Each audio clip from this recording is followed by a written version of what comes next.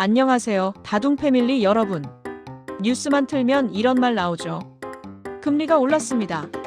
환율이 급등했습니다. 주식시장이 출렁이고 있습니다. 듣고 있으면 왠지 중요한 말 같긴 한데 솔직히 뭐가 뭔지 헷갈릴 때 많죠. 그래서 오늘은 금리, 주식, 환율, 인플레이션, 채권 이 5가지를 완전 기초 줄이니 시선에서 한 번에 정리해 볼 거예요. 1장 3줄 요약부터 시작하기.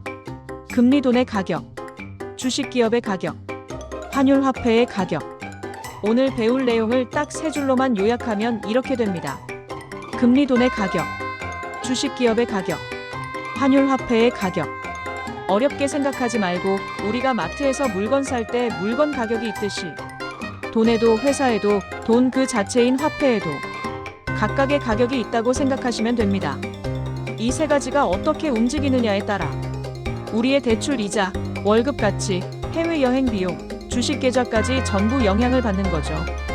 2장 금리 돈 빌리는 가. 먼저 금리부터 볼게요. 금리란 원금에 지급되는 기간당 이자를 비율로 표시한 것. 같은 의미로 이자율이라는 표현도 사용한다. 어렵죠? 쉽게 풀면 금리 돈을 빌리는데 붙는 사용료 비율이라고 생각하시면 됩니다. 내가 은행에서 돈을 빌리면 내가 이자를 내야 하고 내가 은행에 예금을 하면 은행이 나에게 이자를 줍니다. 여기서 중요한 포인트 하나. 금리도 수요와 공급으로 결정된다는 거예요. 자금의 수요가 증가 금리 상승, 자금의 공급이 증가 금리 하락. 예를 들어 다들 돈이 필요해서 빌리려고만 하면 돈이 귀해지니까 이자율 금리 올라가고 반대로 다들 돈을 안 빌리고 저축만 하면 시중에 돈이 많아지니까 금리가 내려갑니다. 그래서 뉴스에서 기준금리 인상, 기준금리 인하 이야기 나오는 게 사실은 돈의 가격을 올릴까 내릴까 하는 이야기인 거예요. 3장 주식 기업의 가격. 그 다음은 주식입니다. 주식 기업의 가격.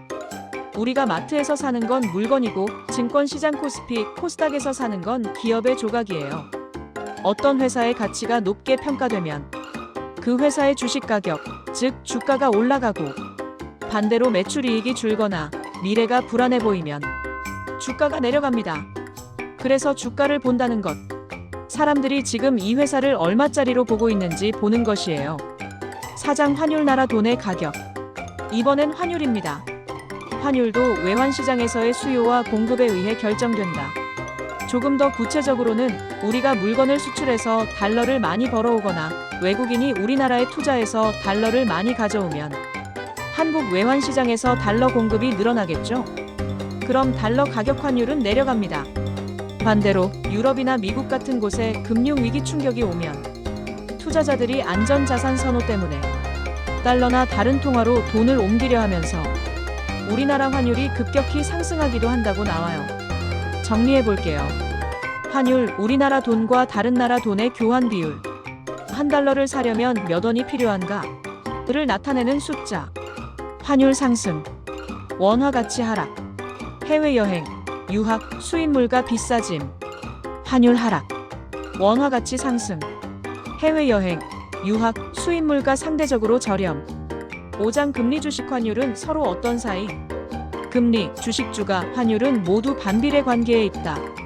조금 쉽게 풀어볼게요. 물론 현실에서는 예외도 많지만 아주 기본적인 방향성만 잡아보면 이렇습니다.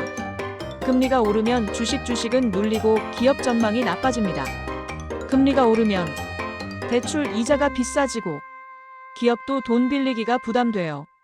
그러면 소비 투자가 줄어들 수 있고 기업 이익 전망이 나빠지니까 주가가 눌리는 경우가 많다고 보는 겁니다. 금리가 오르면 원화 가치가 오르고 환율이 떨어집니다. 우리나라 금리가 올라가면 한국에 돈 넣어두면 이자 더 많이 받네 하고 해외 자금이 들어올 수 있어요. 그러면 원화를 사는 사람이 많아지니까 원화 가치가 오르고 달러 대비 환율이 떨어지는 쪽으로 움직이기 쉽죠. 반대로 금리는 주식을 밀어올리기도 하고 환율을 흔들기도 합니다. 여기서 중요한 건 어떤 숫자가 오르면 다른 쪽에서는 이런 일이 벌어질 수 있다 하는 큰 그림을 그리는 거예요. 세상 모든 걸 정확히 예측할 수는 없어도 금리 주식 환율이 서로 연결되어 있구나 이감만 잡아도 뉴스 보는 눈이 달라집니다. 6장 인플레이션 디플레이션, 그리고 채권 한 번의 정리. 마지막으로 인플레이션 디플레이션 채권을 아주 짧게만 짚고 끝낼게요. 인플레이션이란 통화량의 증가로 화폐 가치가 하락하고 모든 상품의 물가가 전반적으로 꾸준히 오르는 경제 현상. 쉽게 말해 돈이 너무 많이 풀려서 돈값은 떨어지고 물가가 전반적으로 계속 오르는 상태. 디플레이션. 반대로 디플레이션은 통화량의 축소에 의해 물가가 하락하고 경제 활동이 침체되는 현상. 경제 전반적으로 상품과 서비스의 가격이 지속적으로 하락하는 현상이라고 되어 있어요. 즉, 돈이 잘 안 돌고 물가가 계속 내려가면서 사람들도 소비 투자를 줄이는 상태라고 보시면 됩니다. 채권은 정부, 공공단체와 주식회사 등이 일반인으로부터 비교적 거액의 자금을 조달하기 위해 발행하는 차용증서다. 조금 더 쉽게 말하면 정부나 회사가 우리에게 나중에 이자까지 쳐서 갚을게 하고 돈을 빌리면서 주는 IOU 라고 보시면 됩니다. 주식은 회사의 주인 지분을 사는 거고 채권은 돈을 빌려주고 이자 받는 채권자가 되는 거예요.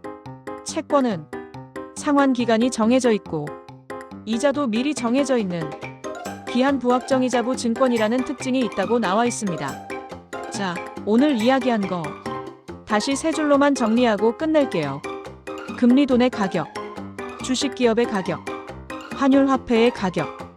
여기에다가 인플레이션 디플레이션은 돈이 얼마나 풀려 있는지, 물가가 어떻게 움직이는지 보여주는 키워드. 채권은 정부나 회사가 돈을 빌리면서 발행하는 이자 약속종이라고 기억해 두시면 됩니다. 이것만 잡아도 뉴스에서 금리가 올랐다, 환율이 뛰었다, 채권 금리가 어쩌고, 인플레이션 압력 이런 말 나올 때 훨씬 덜 막막하실 거예요.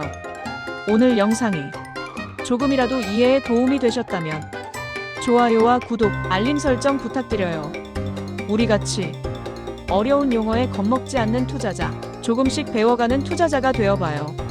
시청해주셔서 감사합니다.